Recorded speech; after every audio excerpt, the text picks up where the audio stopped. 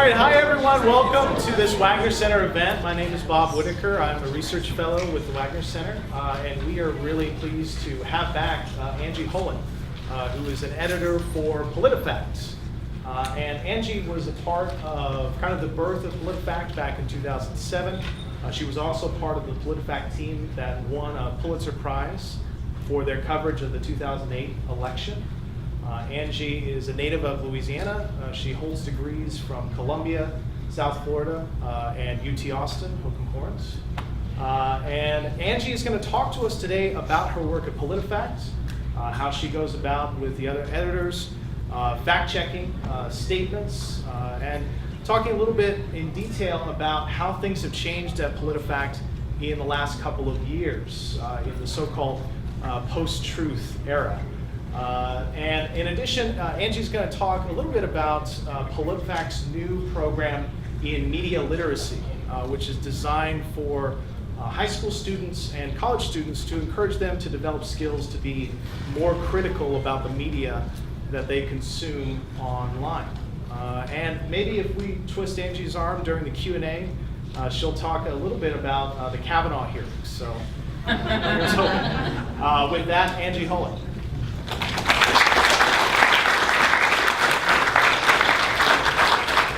Thanks so much, and I see some people standing in the back. There are seats up here if you'd like to sit down. Please feel free to come down and have a seat. How many of you have been on the Politifact website? If you could raise your hands. Okay, great. That's super. I'm going to talk at first about fact-checking in general and the way we fact-check, how it came about, how Politifact works, and then we can get into the more political questions during the question and answer session. And really do feel free to ask me anything you'd like about politics or political topics or the elections coming up, President Trump, whatever you like. The question and answer session is your time, and I often find the question and answer is more interesting than the stuff that comes before it, but that's fine. So to talk about where we are right now in U.S. politics, it's a very partisan time right now. Just to give you a sense of the first president that I remember was Gerald Ford. The first presidential election I was able to vote in was 1992. And I will tell you that this is the most polarized time I've seen in my lifetime. And when I ask my mother if it's the most polarized time she's seen in her lifetime, she says yes. Now, my good friend Elaine, the history professor, might say there were other more polarized times, but we can all agree it's pretty polarized. And then we have the online platforms. We have Facebook, Twitter, and Google. There's all this online information. There's more political information being shared online than ever before. This is something that I've seen develop over the 2008, 2012, 2016 elections and upcoming the 2020 elections. All this online political information. There's huge distrust of politicians and media and other institutions. And if you look at public trust surveys, you can pretty much see them go down in a straight line from the time of Watergate. So we've seen over many decades this declining trust in public institutions. And then we have the platforms and the pundits having more influence than ever. By the platforms, I mean Facebook, Google, Fox News is a huge presence. The media is more Washington concentrated than it's ever been. So the environment is, I would say, contentious and very partisan.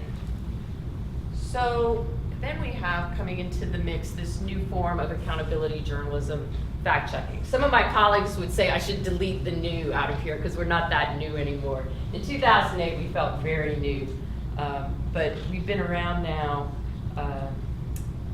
11 years. Politifact has been around, and I started as a reporter on the project and then became editor in 2013. So it's digital journalism, it's fact-checking, it is meant to tell people whether what is said is true or not. We say that our mission is to give people the information they need to govern themselves in a democracy, And our core principles are independence, transparency, fairness, thorough reporting, and clear writing. I'm going to get more into these principles and how we do this in a minute. But first, I want to give you a little more information about how we got started. We started at a newspaper, the Tampa Bay Times, in 2007. We were the first website to win a Pulitzer. We've published over 13,000 fact checks. We have local partners so that we can fact check locally. Unfortunately, we don't have a partner in Louisiana, but we do have partners in Wisconsin, Texas, California, several other states. The national team is split between St. Petersburg, Florida, where we got our start, and Washington, D.C. I work in the Washington office with 4 national reporters. And in 2016, just to give you a sense of our size, we had 150 million page views. So I think the important thing to get out of this is, like, we started at a newspaper with the old-fashioned values of reporting, evidence, being fair to both sides. Then we took it online, and we try to keep those values. But now we publish almost every day at Politifact.com, and we follow this methodology that I'll talk about now. Okay, if you've been to Politifact, or if you haven't been to Politifact, all of our stories are very similar. They all say, this person said this, is it true? We report, we research, we talk to experts, we write up our findings in a report, and then at the end, we give it a truth-o-meter rating. The ratings go from true to mostly true to half true to mostly false to pants on fire. Pants on fire, everyone always asks me, what's the difference between false and pants on fire? False, the definition is the statement is not accurate. Pants on fire, we say the statement is not accurate and makes a ridiculous claim. This methodology is published on our website, so if you go there and you look for our process, you can find a written out, detailed explanation. But just to hit the high points for you right now. We focus on original sources. We don't take people's word for it. If someone says, well, I saw it in a report, we go and get the report. We look particularly at whether the report is sound. If it's a public poll or a survey, we look to see if they talked to enough people to have it be a statistically sound report. We really dig into the evidence. I mentioned our ratings. We do assign a rating to every story because we think it gives people a quick take on where we're going. We want our reports to be understandable to everyday people. We've started to cover elections, to cover the 2008 election, and we keep that idea that we are trying to help people who want to be informed when they have to go vote. So we're not writing for experts, although we talk to experts, we're writing for everyday people. So we talk to the experts, we look for people who have very specific subject knowledge. Like, we don't just talk to pundits or people for their opinions on the news. We're looking for people who study the topics. Like, whenever we fact check the topic of gun rights and gun restrictions, we talk to university professors who are criminologists who do surveys of gun owners or look at the subject in a lot of depth. We also talk to a lot of other people. Like, we would talk to the NRA, and we would talk to every town for gun safety. So we're looking for, those would be more advocates than experts, but we're trying to totally encircle the subject matter so we get a real sense of the different ideas about whatever the topic is. Transparency. We talk to all of these sources and we list all the sources so that people will know who we talk to. We want people to be able to follow every turn of argument in our report so they know how we got to our rating. We don't want anyone to ever say, like, well, I'm not sure why they rated it that way. We want everyone to understand it, even if they don't agree with it. So we link to reports so other people can see it for themselves. Anything that's online, we do link to it. Okay. We're not perfect. We do make mistakes, so we have corrections. So we correct our reports, we tag the reports that have corrections so people can see them in one place. And then we let people know whenever we made a mistake. If you're gonna be a fact checker online, right now, you're going to get a lot of criticism. So we read through it all to make sure that we're doing things right. If someone says, hey, I don't agree with you, I think you made a mistake, we look at it, and if there's a legitimate point, we try to address it. Sometimes we have to say, you know, it's not that we made a mistake, it's that we disagree, and we're gonna stand by our reporting. So that happens too.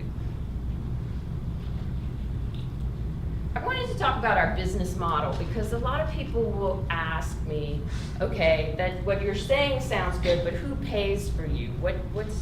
What's footing the bills for this? Is anyone telling you what to fact check or how to fact check? Because we were started in the newspaper, we were able to develop this business model over several years so that we're now sustainable. It's got a couple of different buckets. So there's reader support. We have like an NPR style membership campaign where we ask people to give us money. We call it the Truth Squad. That is one bucket. We also have advertising. If you go to our site, you'll see the kind of digital ads you see on any website. We get a limited amount of grant and foundation money. These tend to be the groups like the Knight Foundation, which funds journalism, or the Democracy Fund, which funds open and fair elections. All of our grant contracts have clauses that say we maintain our independence, only we get to say what we fact check and what the ratings are. And then we have syndication and services. This has been a very interesting bucket because we started out partnering with a lot of other newspapers. As time has gone by, we've found other partners with local NPR stations, with startup news websites, and we are now fact checking for Facebook. Facebook pays Politifact and other fact checkers to fact check content on Facebook. And this tends to be like viral hoax and conspiracy theories. It's not political advertising. It tends to be more these posts that people flag as fake news. So we do that work as well. Okay, our current outlook, like I said, it's not great. I do think the political polarization we're having right now, where people see the other side of the fence politically as being totally wrong and maybe even irredeemable, I think that's gonna get worse. It doesn't seem like it's getting better. I thought it might be, but it doesn't seem to. And some people think that the things that are driving this are just are not gonna get better. And we can talk about that more in the Q&A. It depends on what kind of, where your interest lies. The misinformation on the internet is an ongoing problem. This is the fact that it's so easy for anyone to create a dummy website and then put out misinformation on the internet. And just to give you a sense of what kind of misinformation I'm talking about, it's stuff like Barack Obama put himself on the $1 bill. It's just like obviously wrong content. We see a lot of it. Or like you can get HIV from the bananas at Walmart. You fact check things like that. Just really goofy stuff. So people are trying to figure out ways to denote credibility, authenticity, and trustworthy content on the internet. And we don't really have a good system yet for it. There are a lot of different groups that right now that are trying to work on this problem. We are one of them. We started a program called MediaWise that address at the bottom, Instagram.com/MediaWise tips. If every one of the students in the audience who's on Instagram followed that, I would be very happy. This is a program that Google is actually funding. The tech platforms tend to be pretty concerned about this stuff because what they found was that just like adults, students aren't that great at figuring out what's real on the internet and what's not. So those 3 questions that are up there are things that this program emphasizes. Who is sharing the information? When you see something online, you really want to make sure that you know who created it, who's saying it, what is the name of the group, where did they come from, what are their interests? Do they have commercial interests? Or do they have political interests? Are they an advocacy group? Then the second question is, what is their evidence? Did they tell you how they know what they're saying, or do they give you a source? And then finally, what are other people saying about it? As you can imagine, my friends and family often come to me to ask me if things are real on the internet. And my first move, if I don't just know the answer from previous experience, is to Google what I see and see what other people say. If it's fake, often the first hit you'll get is something that says, this is a hoax. So Google it before you share it. All right. There's an international aspect to fact-checking that's really interesting. We're seeing these fact-checking groups like Politifact spread around the world. We have worked with FactCheckers in Africa, that's FactCheck. In Argentina, it's a group called Chequeado. In Brazil, there's Lupa. In the former countries of the Soviet Union, there's a lot of fact-checking. It's not always journalists. A lot of times it's people who are interested in democracy building, and they're operating in countries that don't have a strong tradition of democracy. We started meeting 5 years ago to just kind of compare methods, and we created this international fact-checking network and a code of principles for independent fact-checkers who are interested in doing this kind of work. We think it's really important that fact-checkers not have a political position that they're pushing. So the code of principles, it emphasizes independence, checking all sides, fairness, transparency, and people who are interested in being affiliated with this can apply to be certified that they follow our principles. This is housed at the Poynter Institute, which is in Florida, the nonprofit school for journalists. Okay, coming up to the present, and I'll be opening it up for questions really soon. We have the 28 midterms. We have been spending a lot of time fact-checking Senate and House races. Louisiana's senators are not up for re-election, but a third of the Senate is up for re-election and all of the House. And we're spending time doing fact checks in individual races. President Donald Trump, we fact check regularly. I think even President Trump's supporters would admit it, like sometimes he gets his facts wrong. So we do a lot of fact checks on President Trump. We fact check his Twitter feed, we fact check his public statements. He's not,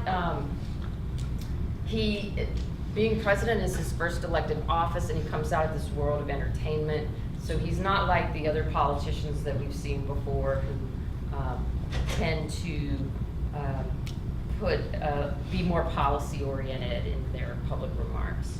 As soon as these 2018 midterms are done, I think the 2020 race will basically start. Last time around in 2014, as soon as those 2014 midterms were over, the Republican field started coming together, and Hillary Clinton announced very soon after.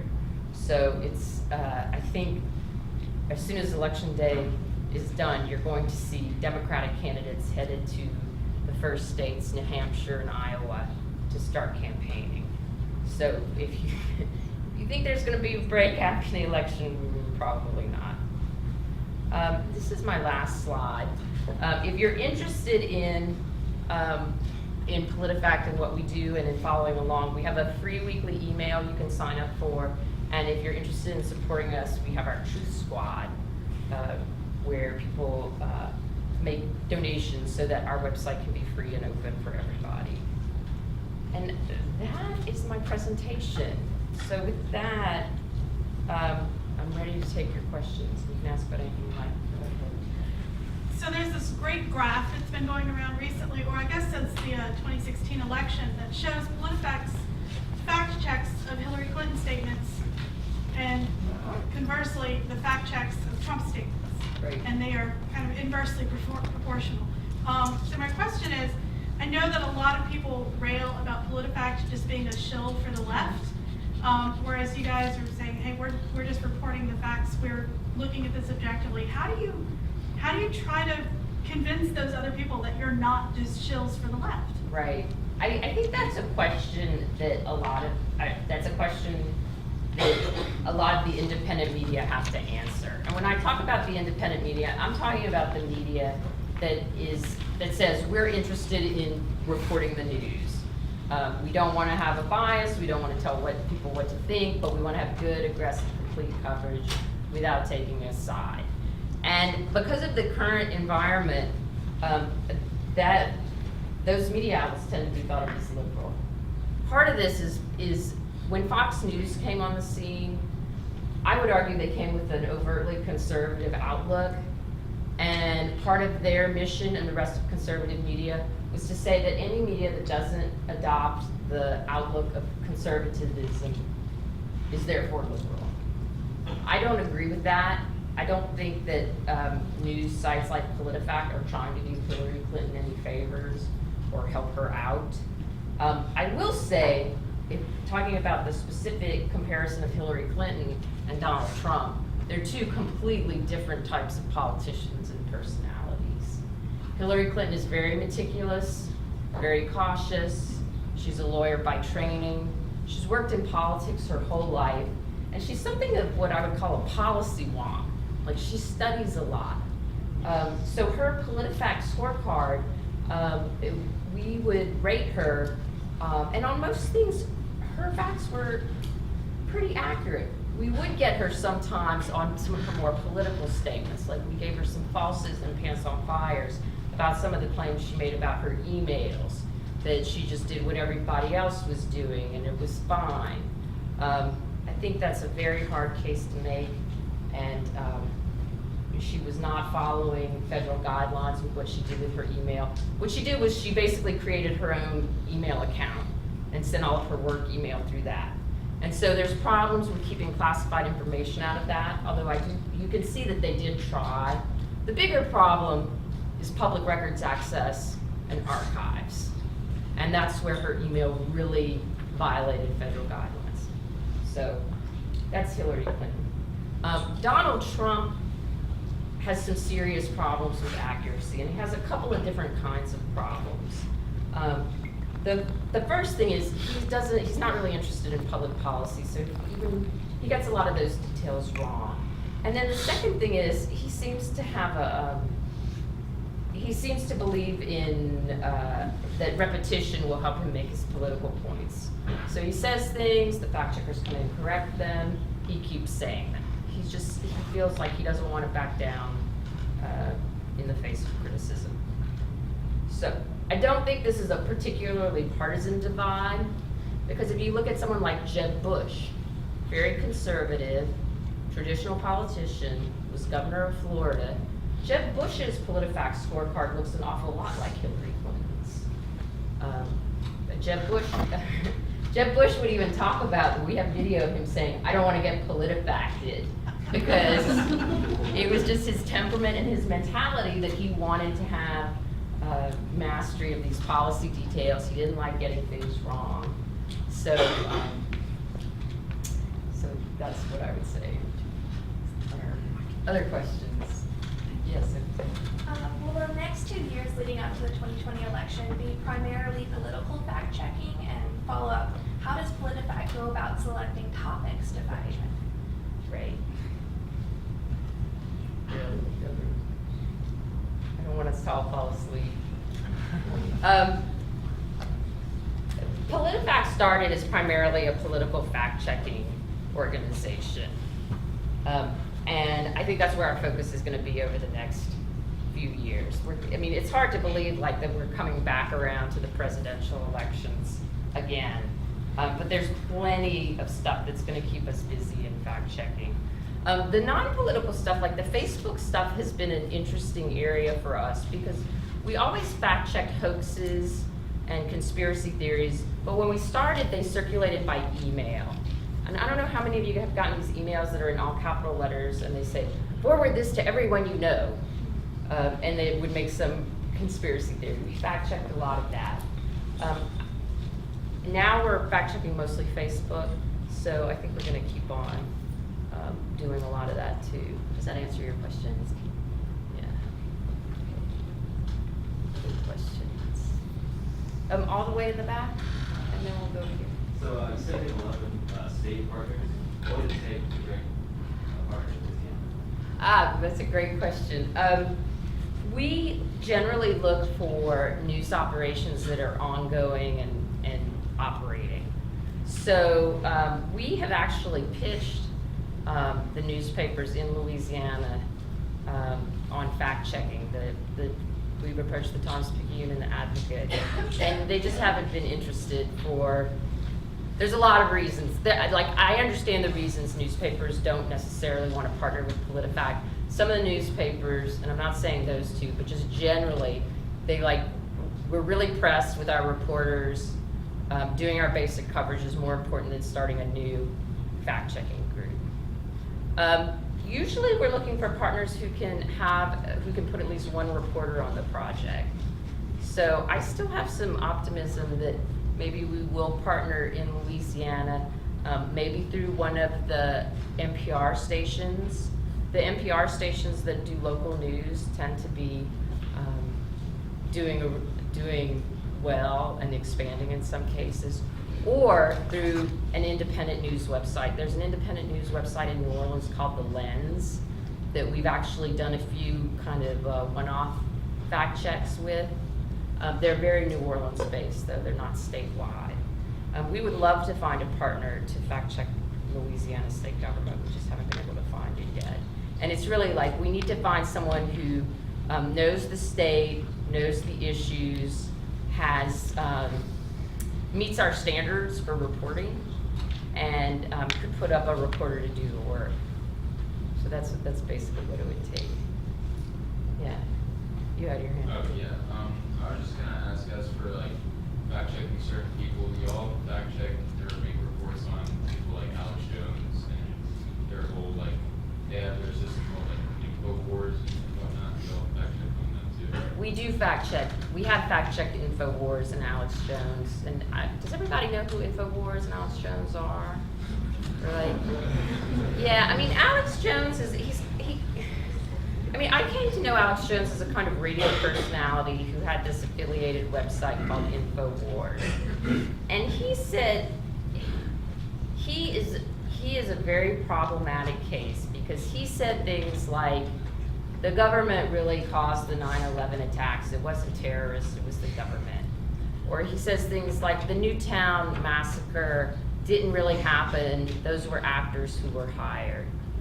It's just stuff that is really demonstrably false. And we gave him some very negative ratings because he's a lot of pants on fire because it's just a lot of conspiracy theories. I don't know if there are any Alex Jones fans, anybody who wants to defend him, or maybe he was right, or I don't know. I mean, it seems almost more like, it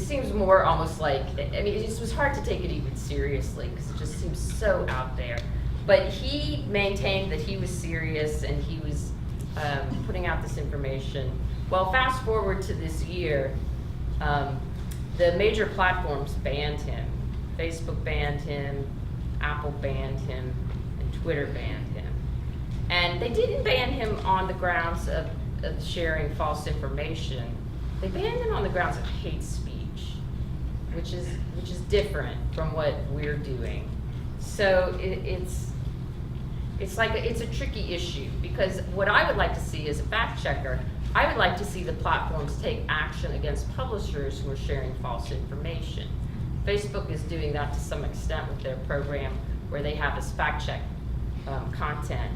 I think hate speech is a trickier issue because it's like the platforms are private companies. They do have the ability to ban people for what they consider to be hate speech because they're not the government. But their definitions of hate speech, if you're not very careful about it, you can get into it's hard to see the difference between hate speech and some political speech. So it's tricky, yeah. So do y'all, is it more the platform's asking you what to fact check, do y'all do anything individualized if you find something that you want to fact check on your own? Or Oh, if right. y'all come to like a committee? Most of our fact checks, we fact check are things that we find. So I didn't answer that question fully. Like, how do we decide what to fact check? We have 3 editors and 8 reporters, and we come in every day and we say, what should we fact check? And we look at the news, we look at what's on TV, we read transcripts, and we pick things that fall into a number of different criteria. And the main criteria are, is this the kind of statement that the average person would say, I wonder if this is true? That's the first one. We ask, does it sound wrong? Is it something that would likely to be repeated? And is it a topic that's in the news? Is it something people would be interested in?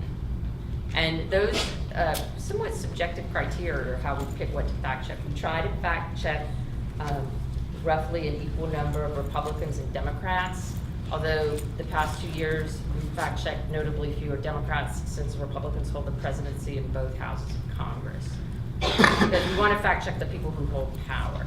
Right now that's the Republicans. So we're over here and then we'll go there.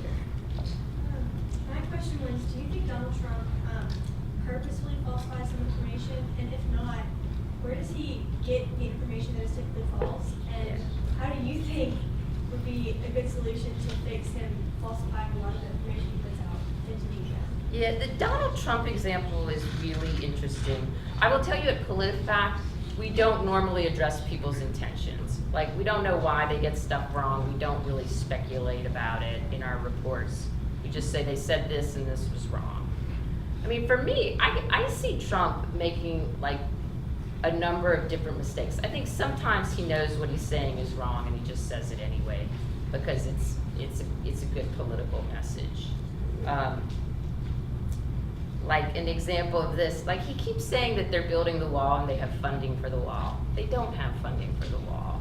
I think I have to imagine that he keeps saying it because he hopes if he says it enough, Congress will just break down and be like, okay, we'll fund the wall. But they're not funding the wall. He keeps saying it anyway. Other times, I think he's genuinely confused about the news. I think he hears something. An example of this, he keeps saying that there's going to be 6 new steel plants in the United States. There are not going to be 6 new steel plants in the United States. U.S. Steel is expanding some of its operations, but they're not building 6 new plants. I don't know where he got the number 6. Sometimes he says it's 7. So he seems to be, it's like, I don't know if you've ever had a friend who just kind of like likes to exaggerate because it's funny and it sounds good. You get the feeling that Donald Trump has some of that temperament as well. The other thing is, I don't think that Donald Trump has seen, I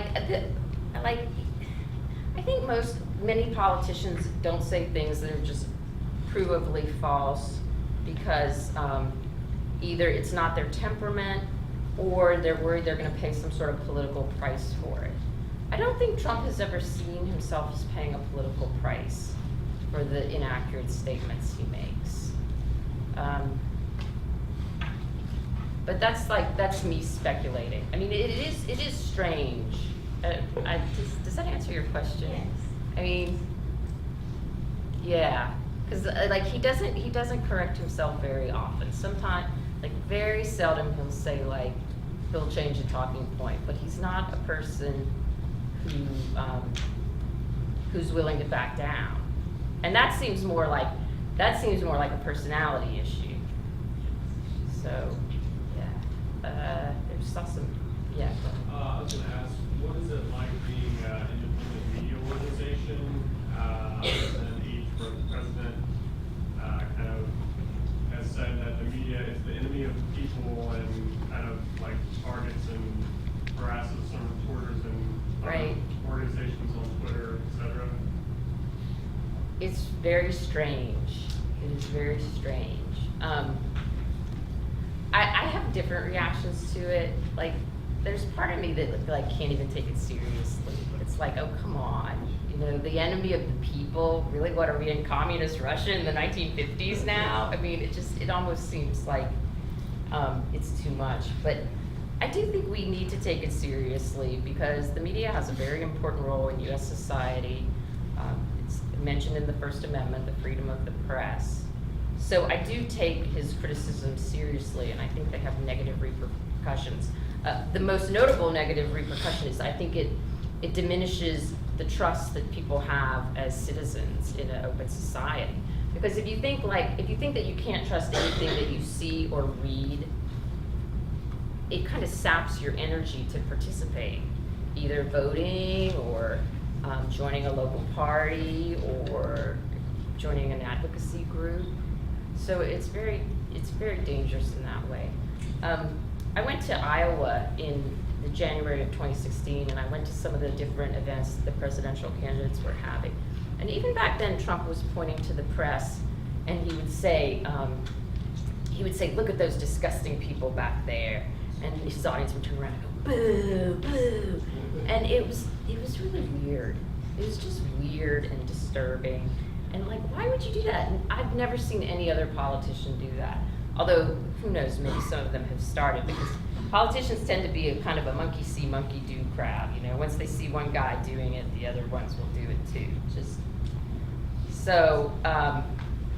Just to sum it all up, like, I think if you're going to be a journalist, are there any like people who are interested in journalism? Any students, future journalists in this? Come on, it's a great profession. It's really, I know I'm not making it sound very fun, but it's actually very satisfying. I love being a journalist. Come and talk to me afterwards if you're interested, but you don't want to raise your hand in front of everybody. But you have to have a thick skin. You have to have a very thick skin if you're going to be a journalist. Just if you want to go into politics, like if you want to be a politician right now, people say terrible things about politicians. You also have to have a very thick skin. So, yeah. Alright, so am I wrong in the Politifact did cover the debates live, yeah? Yes. How do you maintain accuracy while doing it live? Okay, her question was about how do we cover debates live.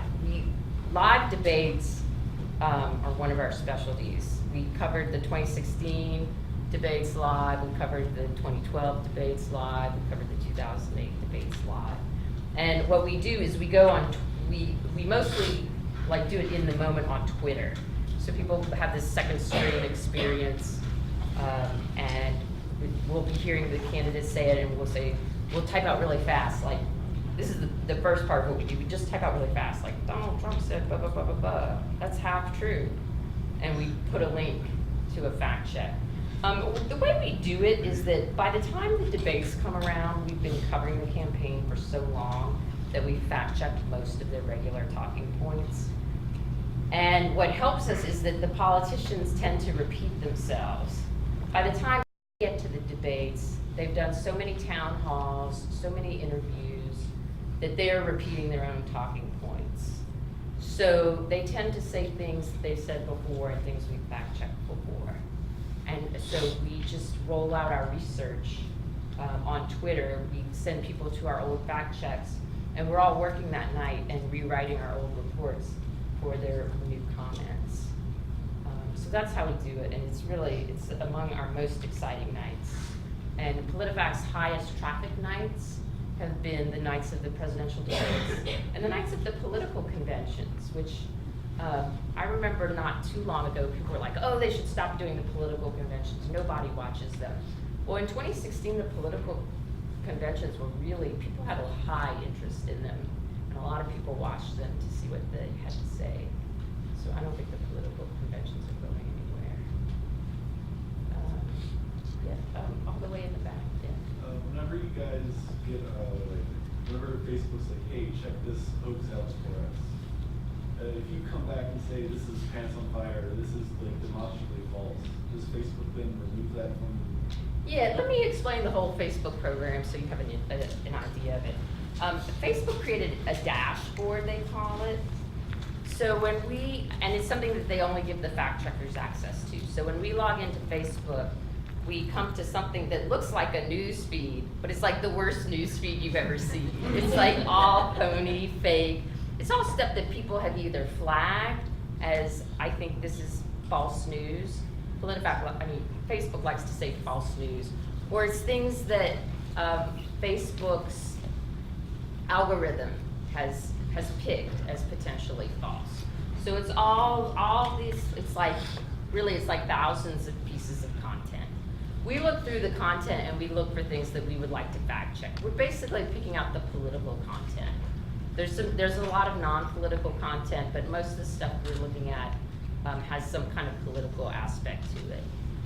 We pick those statements, fact check them, publish the report on our site. Then we go back to the dashboard and we can mark the post that we selected as either true, false, or mixture. Those are the choices. If we pick false, then Facebook's algorithms start a process of downgrading the content. Either just pushing it lower on people's news feeds, or sometimes if people get multiple false tags, the publishers, they get like an automated warning label, an automated warning letter from Facebook that says, you've gotten too many false ratings and we're suspending your account. If you have a problem with this, contact the FactCheckers. So then we might get an email, and we get like 1 or 2 of these a month of publishers who say, you said my content was false and it's actually true. Would you please revise your rating? And we look at it and we say, sometimes they'll mark it with a correction, and we'll just be like, okay, we'll take the false off, and then they kind of, and then they're happy. Or we'll say, no, your statement's wrong, we're not changing it, and then we don't hear from them again. But that's how the program works. And so what Facebook is doing is it's downgrading posts marked as false. And it's also, Facebook tells us its algorithms are learning from our fact-checking work, so that things that are, so that they can start identifying things that are likely false before people even fact-check them. It's a really interesting program. I know like some people have raised First Amendment concerns, just kind of generally speaking about the program. But I will tell you, most of the stuff that's getting flagged and that we're checking is stuff that is just like made up. It's made up stuff. It's not like stuff like, oh, well, that's a matter of opinion. It's like stuff like Neil Armstrong said he saw aliens and he took a polygraph test to prove it. And Neil Armstrong's representative we got in touch with said Neil Armstrong never said this. He never took a polygraph because he never said it in the first place. Stuff like that. So, Art. Are facts losing their argumentative potency generally? Do people care about truth? That's a great question. I think when we get into these extremely partisan political arguments, that facts are losing some of their potency, not all of it, but some of it. One of the feelings I got watching the Kavanaugh hearings last week was that the senators were just making their points because they either really wanted the nominee to be approved or really didn't. And if you just watched the hearings, you didn't get a sense of people deliberating, and it's really depressing. I mean, it's really depressing when you feel like facts don't matter. And the idea is that if you live in a democracy, you need to deliberate. That's where the term deliberative democracy comes from.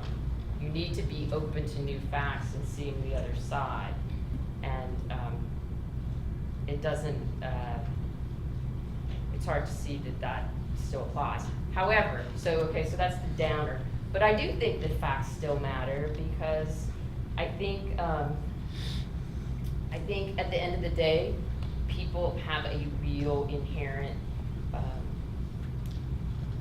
care for the truth. People don't like liars. They don't like the idea that they're being lied to. Very few politicians, not even Donald Trump, will say like, yeah, I'm lying, so what? They will insist that they're telling the truth. So I do think that there is, that facts do still matter. Having said all of that, the times right now are very trying. But I would encourage anybody who's interested in politics or interested in journalism or really interested in anything to really put a lot of time and effort into how you read and study the world and handle facts. Because ultimately, if the facts are on your side, it's really hard not to come out on top in the end. To kind of ask you questions related to what you just said, I wonder if you could describe to the audience what the difference is between getting your news from, say, the New York Times or the Washington Post versus YouTube, or somebody on Instagram that has a lot of followers and therefore has become a personality who has opinions that people listen to. Yeah, I would say it's very important to have a regular news source that you trust and go to. I strongly recommend the New York Times, the Washington Post, USA Today, or the Wall Street Journal. Depending on your politics, liberal people tend to like the New York Times and conservatives tend to like the Wall Street Journal. They're both good newspapers with evidence-based reporting. If you're going to something on YouTube or Instagram, if it's not affiliated with a greater news organization, you really don't know what you're getting. And there's this disturbing trend of accounts on Instagram that claim to be unfiltered or unbiased and that are completely biased and representing really only one side. So I think there's a huge difference. If you like TV, I strongly recommend the PBS NewsHour. I think they try really hard to be even-handed. I know some people think it's boring, but just DVR it and fast forward through the boring parts because I think most of their reports are really exceptional and high quality, and they are trying to show all sides. I think that it is very dangerous to just go out into the world and trust that the news will find you and you will be well informed just by what you happen to see on TVs, on your Facebook feed, on your Instagram feed. I think you're going to be an ignorant person if you do that. So that's really my message to people who are, and I think college is a very critical time because when I think back to my own college years, I liked news when I was younger, but it was in college that I started reading newspapers and reading magazines and really getting informed about the world. So this is the time when you really want to be looking at different news organizations, publications, and figuring out what are the issues I care about? What kind of world do I want to live in? What do I consider my community? Because whatever you consider your community, you want to be able to participate in that in an informed way. And I meet a lot of people who don't care about local politics anymore. I still love local politics. But whatever politics you do care about, do try to get involved and be informed and read stuff that's really substantial. What do you think? What do you see?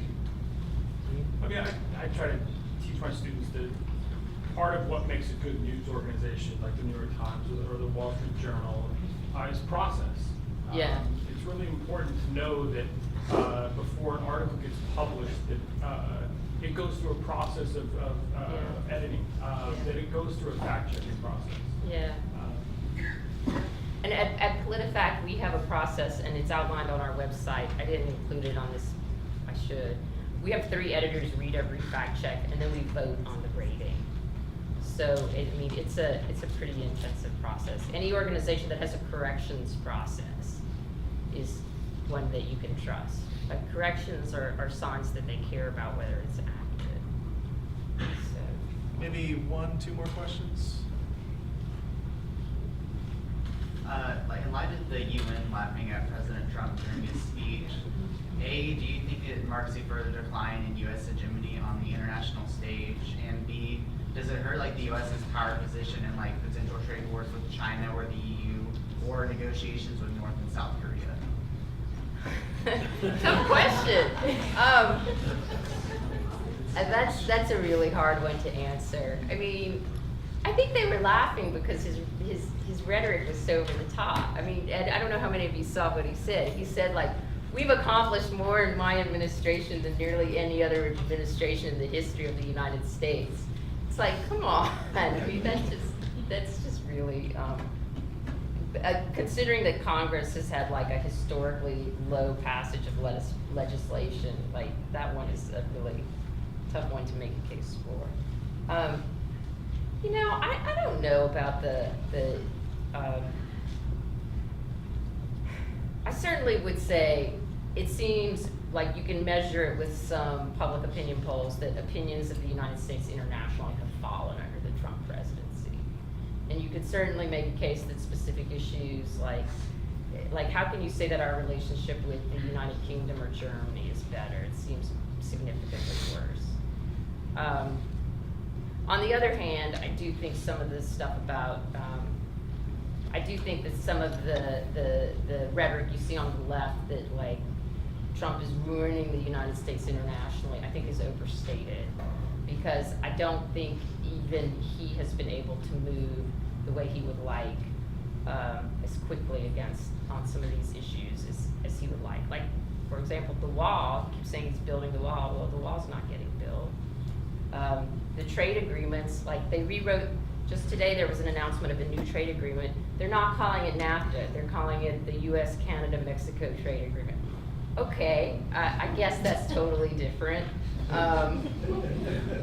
You know, and there are gonna be some differences in the details, but like, how different is that gonna be, really? We're planning some coverage, looking at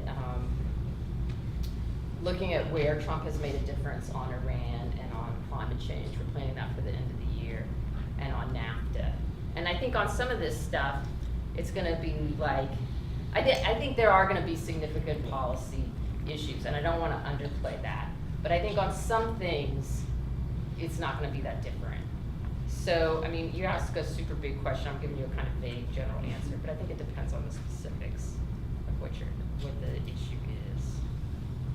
Last question.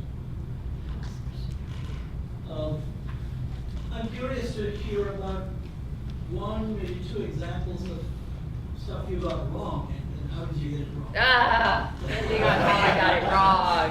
Okay. I can give you one example that really changed our process, and it takes a little bit of time to explain,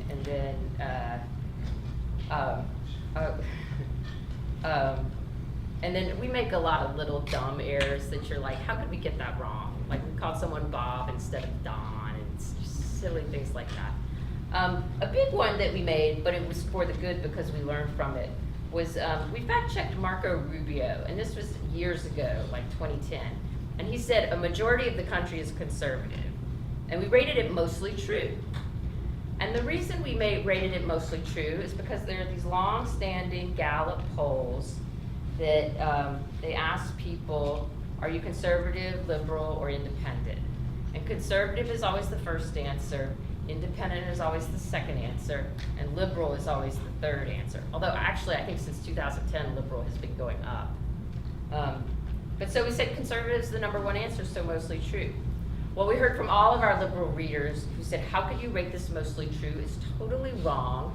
The conservative answer that is leading only gets 41%. That's not a majority. That's not 51%. You're totally wrong. You're so stupid. You're the dumbest fact checkers we've ever seen. So it would go like 41 conservative, 30 independent, and the rest liberal. So we realized, like, okay, that's a point. It's not 51%. Our evidence didn't show that. So we re-rated it and made it half true. And after that, whenever we started doing the ratings, we asked 4 questions. We asked, is the statement literally true? To rescue us from that dumb mistake. We asked, is there another way to read the statement?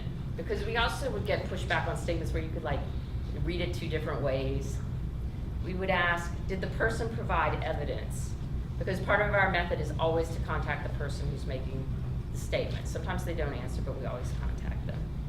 And then the last one is, how have we rated similar items in the past? because, you know, you can rate something mostly false one day if you're feeling kind of grumpy, and if you're feeling kind of happy, you might rate it half true on another day, and we didn't want to do that, so we asked how we rated similar items before. So that's one of our big, and the reason that one is so etched into my mind is because Rachel Maddow took it and went on her show and talked about how Politifact was the worst, they were the worst fact checkers ever. So we don't just get criticism from the right, we also get it from the left. And I would just say to the students, making mistakes is how you learn and get better. So sometimes they hurt, but you can always learn from your mistakes, and I hope that you do. So, Well, thank you all for joining us.